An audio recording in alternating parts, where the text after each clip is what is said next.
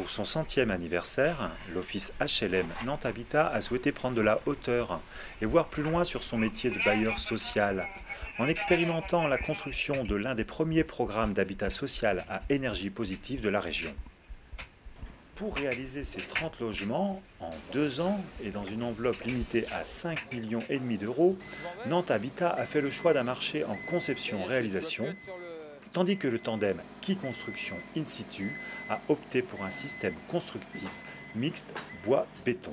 On est sur un double mode constructif, un système donc bois-béton qui associe une structure principale du bâtiment, comme on le voit derrière, en poteau-poutre, ce qu'on appelle le poteau-poutre, donc plutôt des refends avec quelques refends en intermédiaire.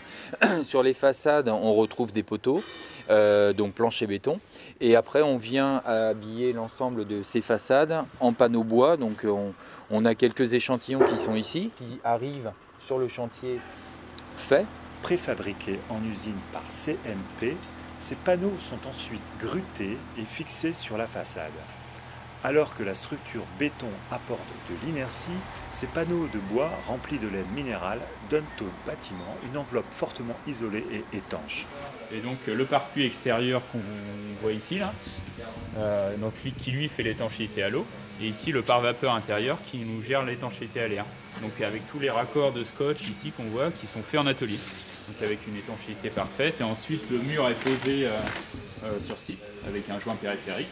Et l'entreprise viendra ici scotcher le pare-vapeur sur le béton et on aura une étanchéité parfaite à l'air. Situé entre 2 quartiers de logements sociaux, en surplomb du Val de la Chésine, une des coulées vertes de la ville, ce programme est constitué de 2 bâtiments légèrement courbes, reliés entre eux par un système de galeries d'accès dont l'avantage est double. Limiter les volumes chauffés aux seules surfaces habitées, tout en créant des itinéraires vers les logements au contact du paysage. C'est vrai qu'ici on a travaillé des modes d'accès aux logements qui sont très différenciés. On a des logements en accès direct duplex depuis le rez-de-chaussée qui s'apparentent à des formes de petites maisons dans un collectif. On a des logements en accès par des escaliers filtrés, par une grande galerie bois qui sont au travers du paysage. On est vraiment sur une variation des modes d'accès. Les gens ils habitent là tout le temps, donc c'est ça qui est important. Et peut-être qu'ils ressentent ces frottements avec le paysage, avec le soleil, avec les vues, c'est des choses un peu plus sensibles.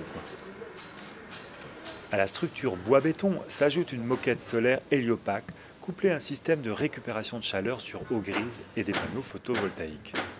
Pour les architectes, la réponse à la performance se double d'une réflexion originale sur les usages et le confort du logement.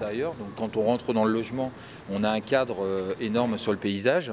Donc on retrouve vraiment de façon très très visuelle la notion de traversant, là au sens complet. C'est un espace qui est dans le volume chauffé. Le volume chauffé va de façade en façade. Par contre, qui n'est pas chauffé, qui n'a pas d'émetteur, mais qui reste toujours dans une température entre 17 et 27 degrés à peu près, par un apport solaire très fort du sud, et qui va nous permettre de travailler, qui nous a permis de travailler une porosité assez importante entre cet espace et le volume proprement dit du logement qui est là. Donc la limite étant celle-ci, limite qui, comme on le voit là, va être travaillée par des panneaux à terme coulissants.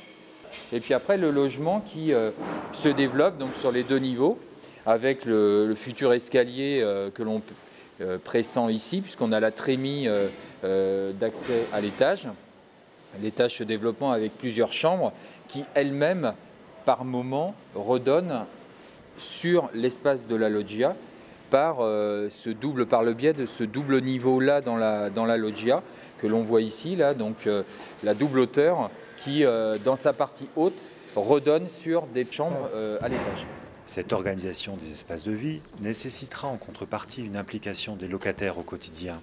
Les logements seront instrumentés et leur consommation analysée pendant 2 ans par le bureau d'études Pouget. On sait déjà, sur le BBC où les niveaux d'exigence est moindre, il y a quand même des retours d'expérience en France qui sont limités justement par une appropriation compliquée, difficile et pas aisée par les locataires. Donc voilà, c'est là l'enjeu.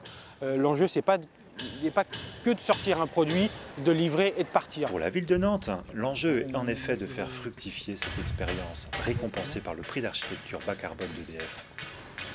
associations, scolaires, futurs locataires et professionnels du bâtiment sont invités à visiter ce chantier qui figure en bonne place sur le parcours de Nantes, capitale verte de l'Europe.